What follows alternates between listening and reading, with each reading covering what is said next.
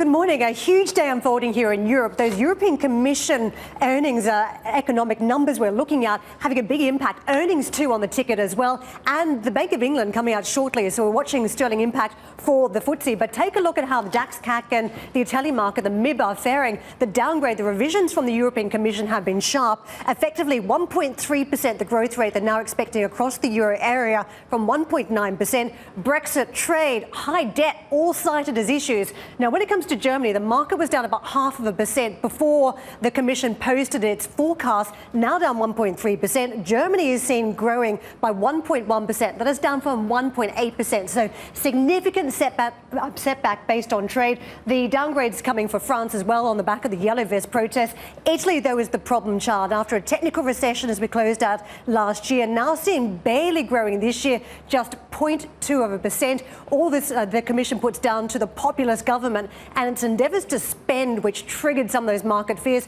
Speaking of which, they're back. Take a look at the bonds. We have seen a widening out of the spread between German bonds and Italian yields on the 10-year. We have dropped on the 10-year yield in Germany, but risen on the 10-year in Italy. That means the spread is wider than 280 basis points. That is the worst in about 2 months. So the market fears are elevated. Now, I mentioned earnings. This is one you might want to watch. Publicis suffering about its worst trading day in 27 years on the back of its Q4 revenue miss.